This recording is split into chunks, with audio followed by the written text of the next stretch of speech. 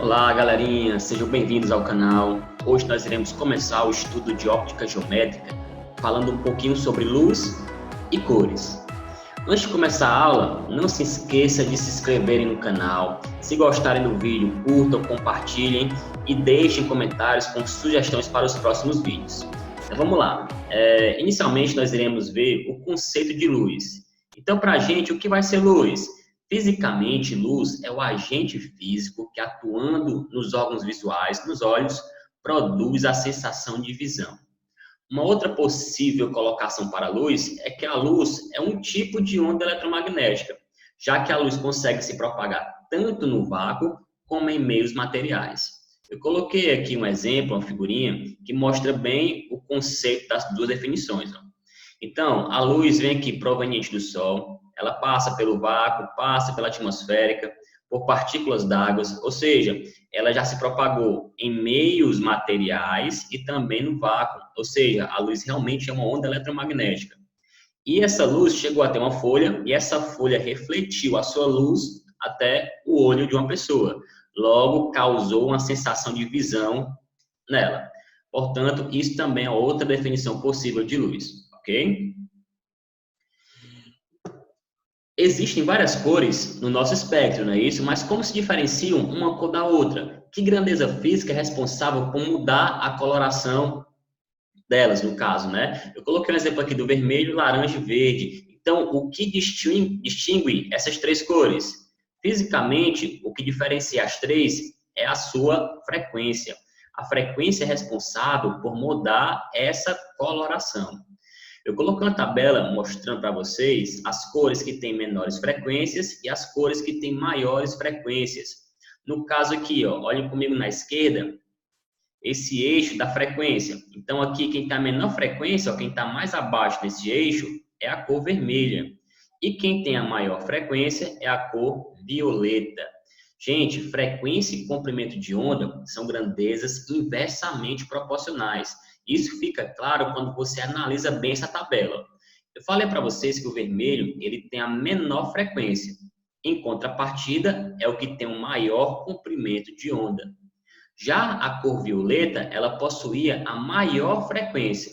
Em contrapartida, ela possui o menor comprimento de onda. Então, isso nos deixa claro para a gente que essas duas grandezas, frequência e comprimento de onda, são grandezas inversamente proporcionais. Eu coloquei aqui o espectro visível das ondas eletromagnéticas. Para você ver dessa faixa do meu espectro, qual é a parte dele que eu consigo ver. Então, notem que a única parte de todo esse espectro que eu consigo ver é essa faixa aqui amarela, uma pequena faixa, não é isso? Logicamente, você não consegue ver por aí as ondas de rádio, né? A gente ficaria maluco, não é isso? Então, a gente não consegue ver ondas de rádio, nós não conseguimos ver micro-ondas, nem o infravermelho, apenas essa pequena faixa que está entre o infravermelho e o ultravioleta que é visível. Logicamente, também não vimos, né, não conseguimos enxergar os raios gamas nem os raios X, ok? Notem que nessa régua graduada, né, graduei de 1000 até 10 a menos 3, ó, 10 a menos 13, aqui no meio eu coloquei também a oscilação de cada tipo de onda. Ó. Então, notem, pessoal, que de acordo com que as ondas vão aumentando a oscilação, ou seja, de acordo com que a sua frequência vai aumentando, o que acontece com esses raios eletromagnéticos aqui de cima? Eles vão ficando cada vez mais nocivos ao ser humano. É só você comparar. O que é mais nocivo ao ser humano? É o ultravioleta ou o raio-x? O raio-x. O que é mais nocivo? É o raio-x ou o raio gama? É o raio gama. Então, quanto maior for a frequência de oscilação de uma onda eletromagnética, mais nociva ela vai ser para o ser humano. Foi colocado aqui no slide. Ó. Quanto maior a frequência, mais nociva a onda se torna. Em contrapartida, eu também posso analisar essa nocividade da onda a partir do comprimento de onda. Eu também consigo observar que quanto menor for esse comprimento de onda, mais nociva a minha onda vai se tornar, ok? Uma notável diferença da luz é que ela consegue se propagar tanto no vácuo como em meios materiais. E quando a luz se propaga no vácuo, ela tem uma velocidade constante que vai ser aproximadamente 300 mil quilômetros por segundo. Então, note que a cada um segundo passado, a luz, quando está no vácuo, ela consegue percorrer 300 mil quilômetros, não é isso? Professor, como é que eu faço para calcular a velocidade de qualquer tipo de onda eletromagnética? Só para relembrar vocês, velocidade de onda eletromagnética é lambda vezes F. Lembrando que V é a velocidade da onda, lambda é o seu comprimento de onda e F é a frequência. Velocidade em metro por segundo, comprimento de onda metro, frequência dado em hertz. Eu coloquei aqui um pequeno exemplo só para a gente relembrar um pouquinho dessa equação. Uma onda eletromagnética de comprimento de onda 12 vezes 10 a menos 2 metros e frequência de 2 vezes 10 a menos 1 hertz se propaga a uma velocidade de, aí vamos lá, V é igual a lambda vezes F. Eu já tenho o valor do lambda, eu já tenho o valor do F. Então, nós iremos apenas fazer uma substituição na fórmula. Nosso lambda, 12 vezes 10 a menos 2. Nossa frequência, 2 vezes 10 a menos 1. 12 vezes 2 dá 24. 10 a menos 2 vezes 10 a menos 1, 10 a menos 3.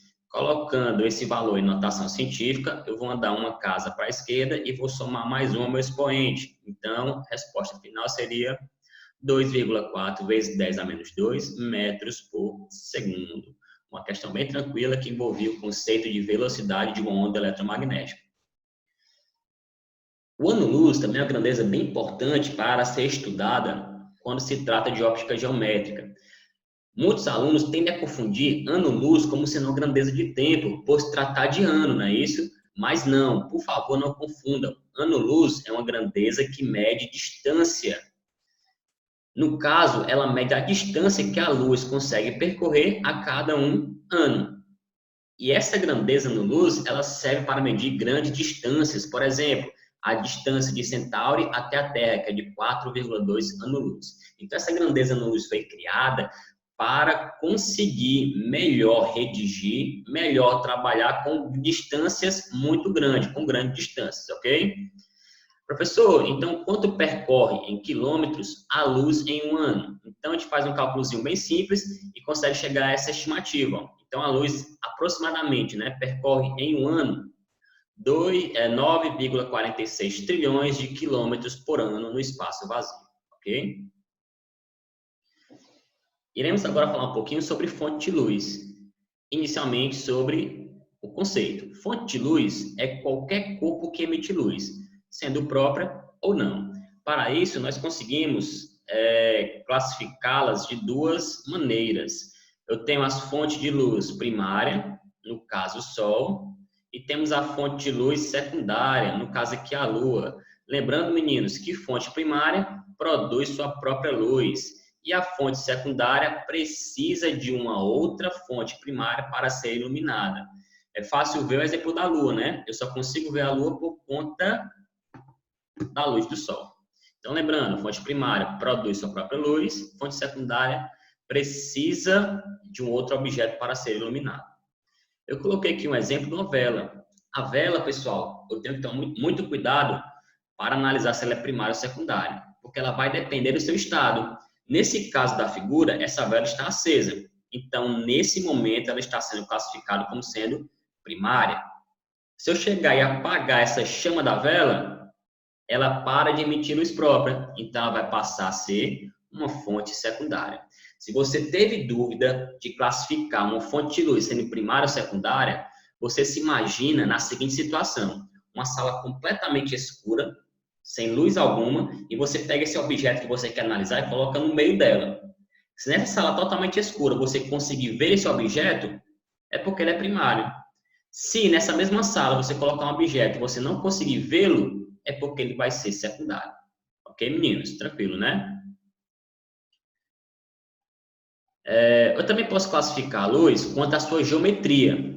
Eu tenho uma fonte pontual de luz, no caso que eu coloquei o exemplo como sendo estrela, e também tem uma fonte extensa de luz, por exemplo, o Sol.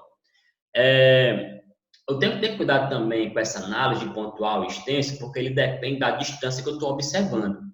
Tem certas situações, por exemplo, se eu pegar aqui o bocal da caneta, colocar bem perto do monitor, ele tem uma certa dimensão. tudo que tem dimensão é chamado de corpo extenso. Mas se eu começo a afastar esse bocal, nota que ele vai começando a diminuir a sua dimensão. Vai chegar um momento que ele vai virar um ponto. Então, nesse momento, o bocal, quando está muito longe do observador, ele deixa de ser extenso e passa a ser pontual.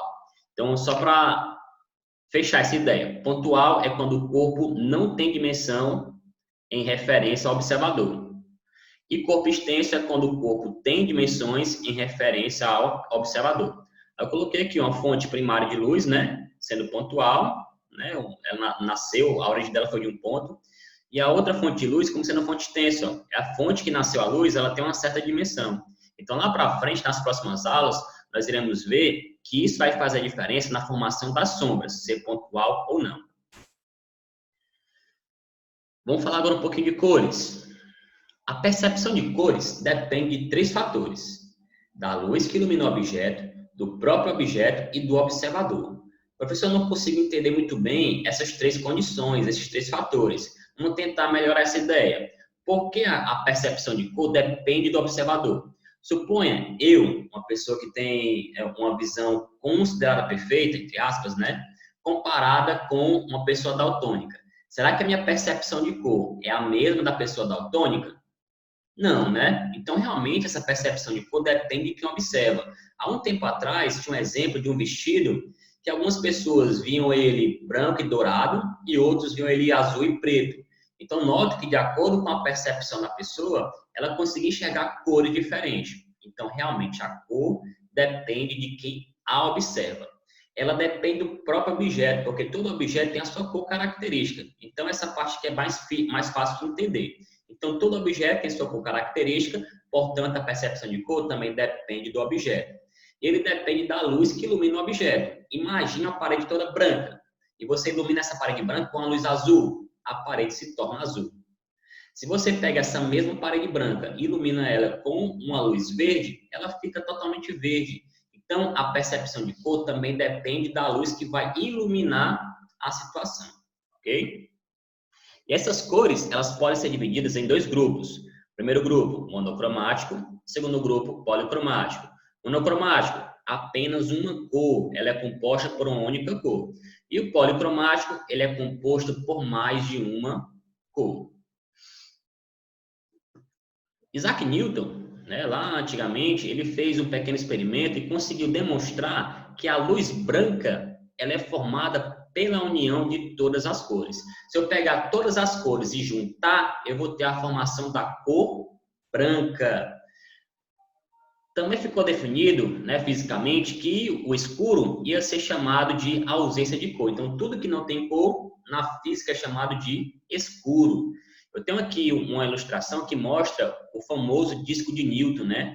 Nós colocamos aqui várias colorações e quando a gente pega esse disco e gira, ele vai misturar as cores. Se ele misturar esse leque de cores, ele fica qual cor? Lembrando que o branco é a mistura de todas as cores. Então, é isso mesmo, esse disco fica branco. É o experimento chamado de disco de Newton, ok? Cores primárias.